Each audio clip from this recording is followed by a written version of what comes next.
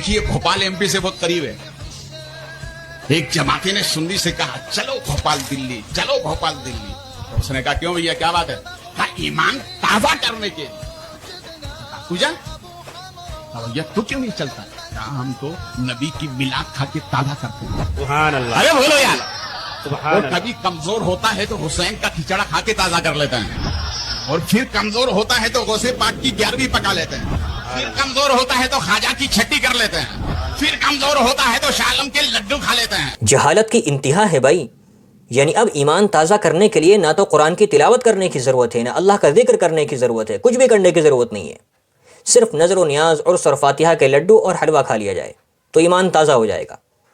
जबकि अल्लाह रब्बुल इज़्ज़त ने कुरान करीम में फरमाया इन्नमल मुअमिनून अल्लज़ीना इज़ा ज़ुकिरल्लाहु वजिलत क़ुलूबुहुम व इज़ा तुलियत अलैहिम आयातुहु ज़ादतहुम ईमानन व अला रब्बिहिम यतवक्कलून, कि ईमान वाले तो वो हैं कि जब उनके सामने अल्लाह का जिक्र किया जाता है तो उनके दिल डर जाते हैं, और जब उनके सामने अल्लाह की आयात तिलावत की जाती हैं तो उनका ईमान ज़्यादा हो जाता है, बढ़ जाता है, और वो अपने रब ही पर भरोसा करते हैं।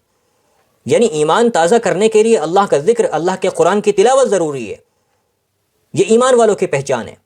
और ये बंदा कह रहा है कि इन कामों की कोई ज़रूरत नहीं है, सिर्फ नज़र व नियाज और फातिहा के लड्डू मिठाइयाँ खा ली जाएँ तो ईमान ताज़ा हो जाएगा।